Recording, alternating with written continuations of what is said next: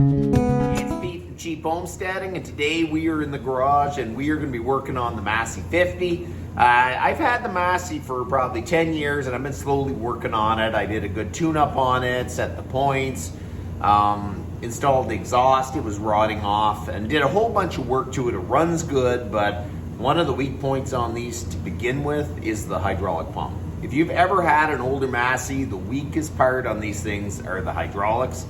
And this thing, as it got older, the pumps just wore out and it really doesn't lift very much.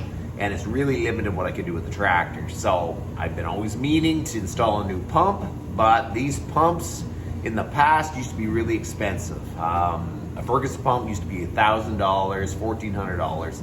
But now in India, they still manufacture a lot of these components in newer tractors. So now you can get a Ferguson pump for $380. That's what I paid for mine. So I was super happy with that. So I ordered it in, it came in, we're going to install it. And hopefully it'll make the tractor a lot more usable.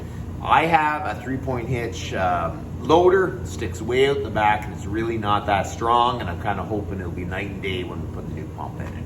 So that's what we're going to do today. We're going to install the pump on a Massey 50, but it'll be kind of the same process to do that on a 35, 135, pretty much the same process. So that's what we're going to do today. We're going to install a pump on the Massey. Here is the Massey 50, and I finally got it in my garage. Last weekend, this whole part of the garage was full of junk, so there has been some big improvement.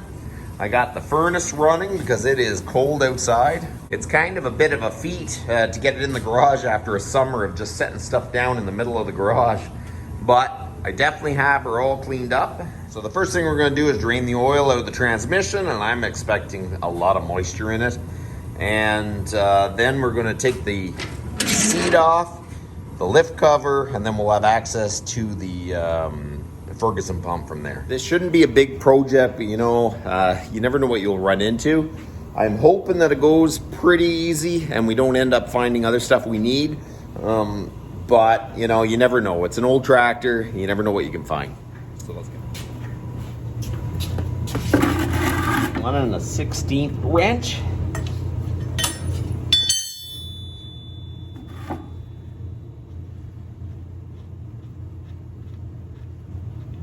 Let's see. Oh yeah. Wow, I made a mess. There is a little bit of metal in there. Hopefully it's not anything too crazy. Hey, so if it freezes out and you have that much moisture in it, your hydraulics are going to freeze up and then you're going to be stuck. You won't be able to clean the laneway.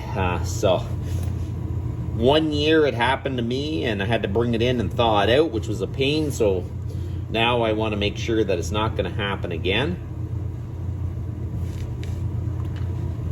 So we're going to stay ahead of it a bit. I am going to see if I can get new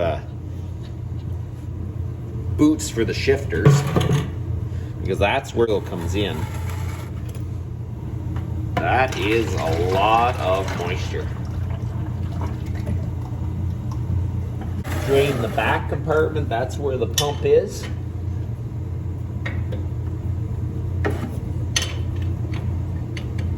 There we go.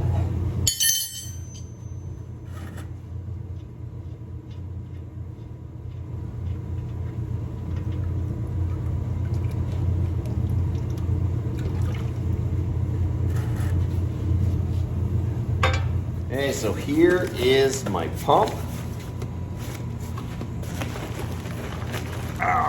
It's a good chunk of steel. I think it's this one.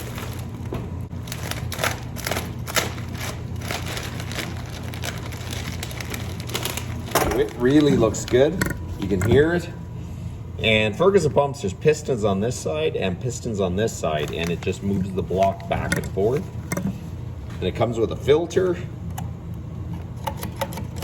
That's your up and down for your lever and your draft. I'm not going to worry so much about that. This can be adjusted while it's in the machine, so we'll figure that out later. I'm just going to install the pump. Here's the new relief valve. So it's looking good.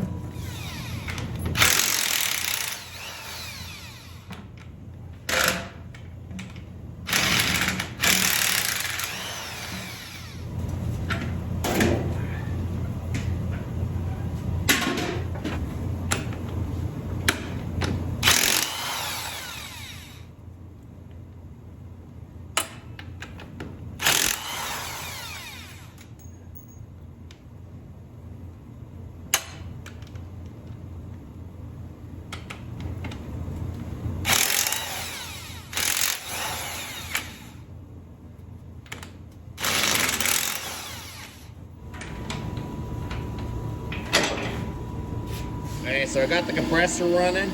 We're gonna blow all this mud out before we lift it off. You don't want that falling in the transmission. Make sure you blow the cover off real good.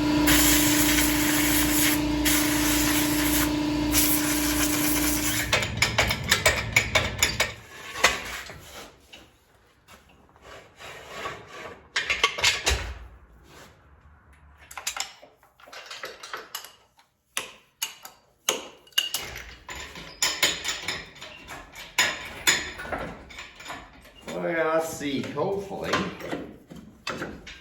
Oh my gracious. There we go. She's loose. I'll lift it up. There's an arm in there, so you want to go straight up.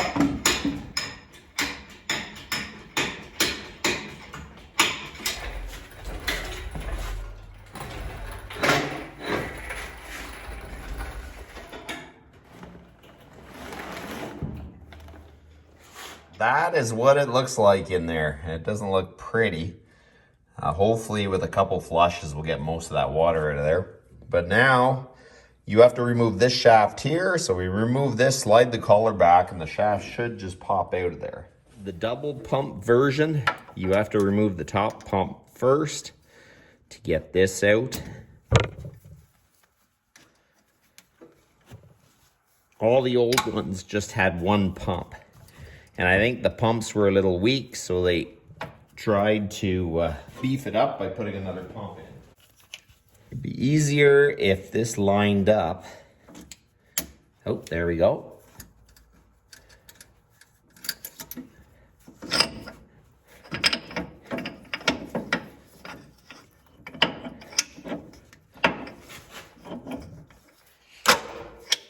There we go.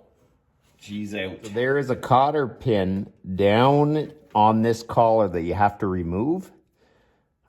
So then that collar can slide back, and then when you unhook the pump, you can put it and pull it out. It ain't gonna be easy for sure to get that out of there.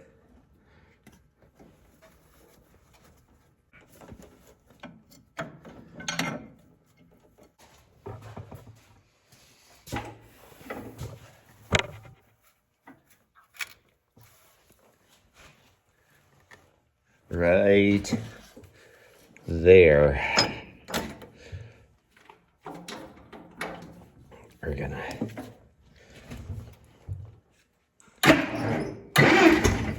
you don't want her to start.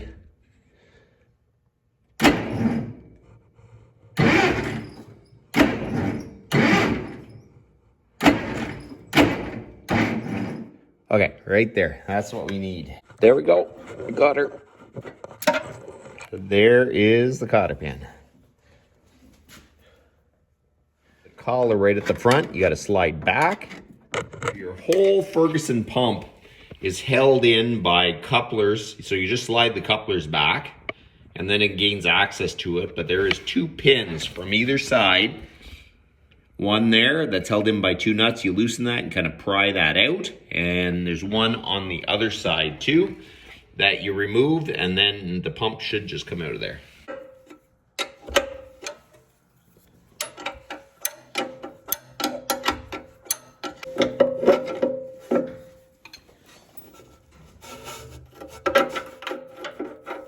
It's just a little pin that sticks through the side of the transmission. We're going to remove the PTO shaft.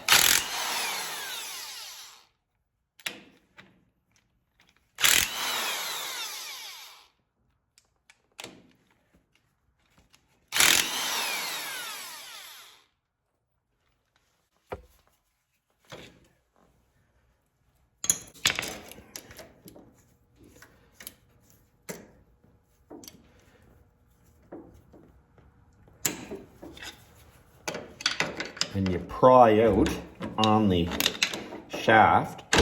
There you go. And that's your PTO shaft. It's like a bit of a puzzle. Oh, I think that's got to go like this. Oh, there you go. There you go. So it is a little bit different, but this is a much newer style pump. This is an older style pump, but they were interchangeable. So, well, this thing makes noise though. Okay, so this pump is very different than my other pump. This pump uses the same principles, but it comes out of a newer tractor for sure. Mine was meant to pump mineral gear oil. That's what the hydraulics were. That's what everything was. The newer pumps were meant to run trans hydraulic and all stuff like that. So that was part of my issue, and the other part is that it was just getting old and tired. So you know what? We're going to clean out the transmission case just a little bit, get it all cleaned out, and then install the pump, and then we're just going to see how this all goes. We're going to try to get the oil that's in the bottom, that's mainly water, is all in it. We're going to try to drain that out best we can anyways.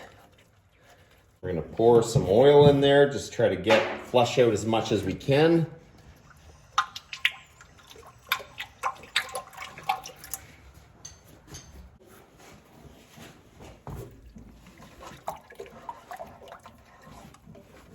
We're going to let that drain for a little bit, let most of that bad oil drain out of it. We'll put it in. I still have to probably fill it up, run it, drive it around a little bit, and then drain it again and refill it before it's like pretty clean. But it's going to be much better than it was. Okay, so we are going to install the new pump now. Take the filter housing off because you'll never get it in there with it on. Important things you got to do when you go to put this in. You take the filter housing off, and here there's a hole in the shaft that's got to line up with the hole in the coupler, so you kind of put it in the right spot. The long part of the shaft points up, and you just kind of fish it down in the hole.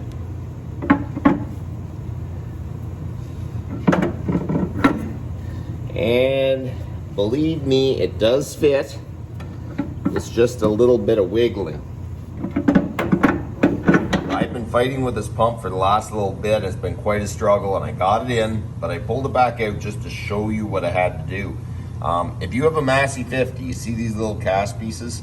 I don't know if they're notched or what they are on like a 35 or a 135, but when you go to put them in, this bolt hits.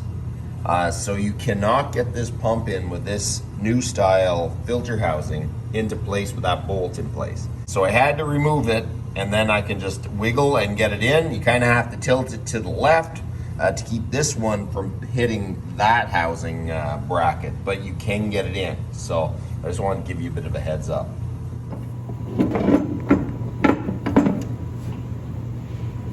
Kind of comes down in there.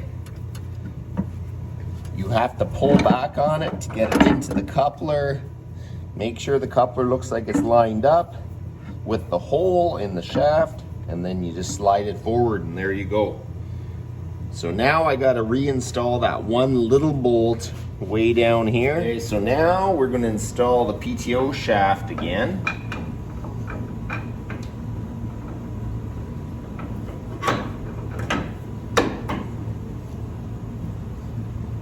And the little spacer.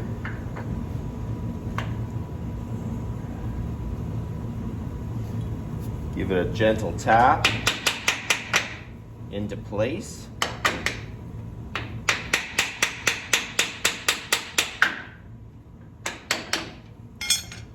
So now, put this on.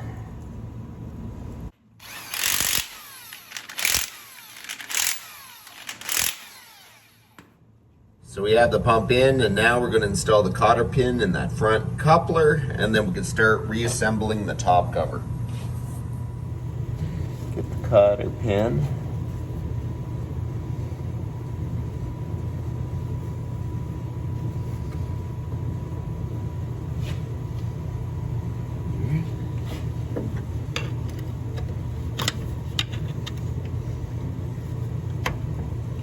Oh, it's going down, I think.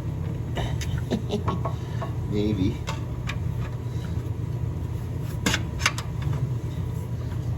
Maybe if I... Yeah. Oh, it's going in. I'm going to bend the cotter pin over with the pry bar.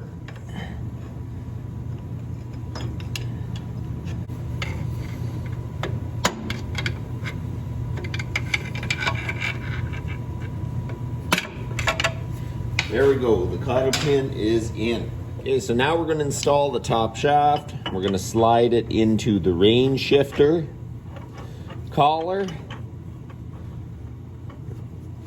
Easier said than done. Come on. Okay, there you go. Then you slide the collar forward and get it to go on this shaft, but now you got to turn the back shaft a bit until the splines in here and here line up. Wonder if I can do this. Get it from the bottom up, because it's going to be hard to okay, so maybe what I'm going to do is try to do this on an angle a bit.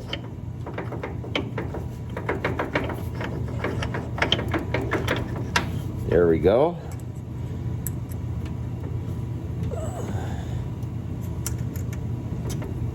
Okay.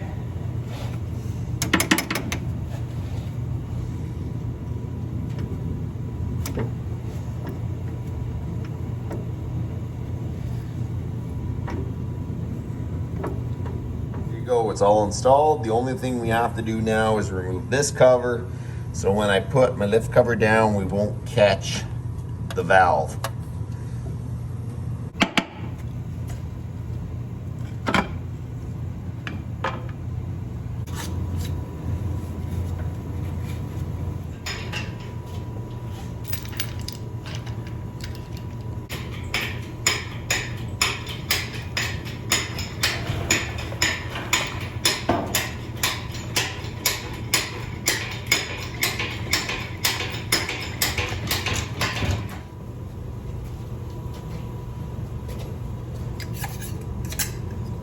Make sure this surface is clean.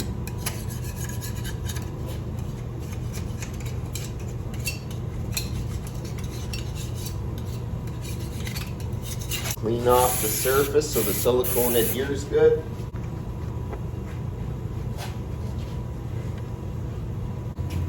A bit of brake clean on there.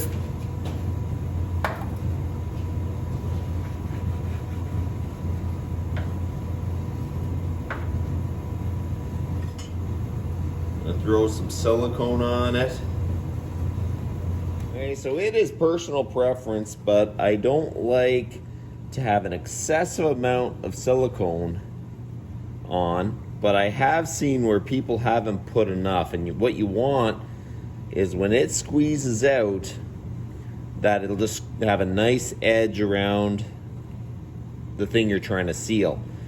If you bolt it down and there's no edge squeezed out, there's probably not enough silicone there. So, and on the other end, you don't want to have so much that it gets stuck in the pump filter and everything.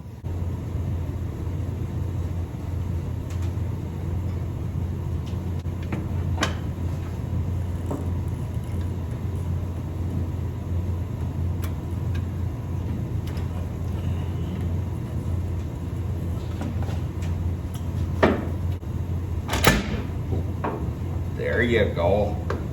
That might have been just a little bit too harsh, but anyway, she's down.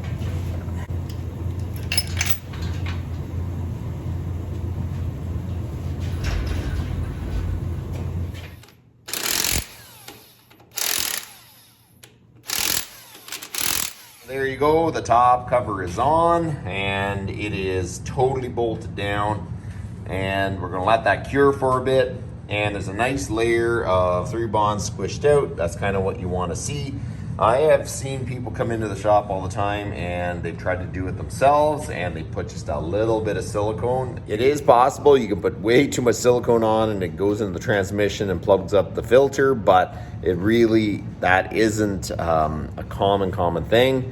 and use a little bit of common sense. You don't put way too much silicone, but you do need to put enough silicone that it can actually squish out a bit, or it just won't seal properly. So I've got as far as I can today. We're gonna let it cure a bit. Best practice is to let it cure, harden up before you put oil in it. So that's what we're gonna do.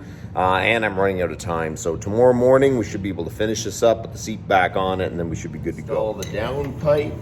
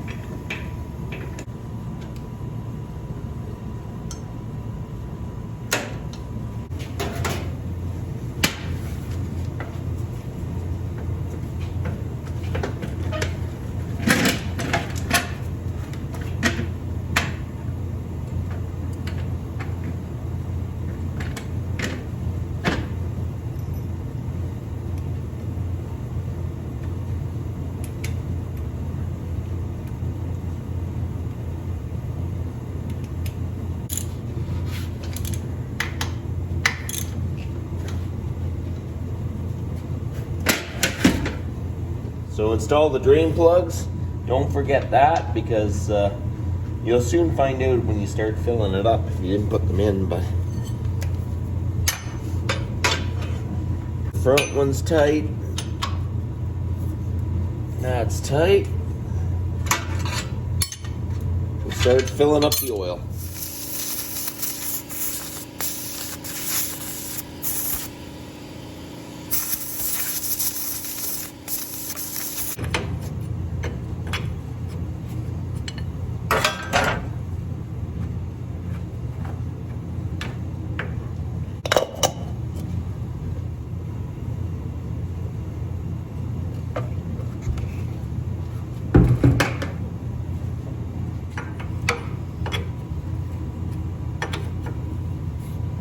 We are ready to test it with the tractor. The hydraulic oil is filled up, but there's still a ton of that bad oil through my blade lines and everything, so I'm going to try to cycle out as much as I can.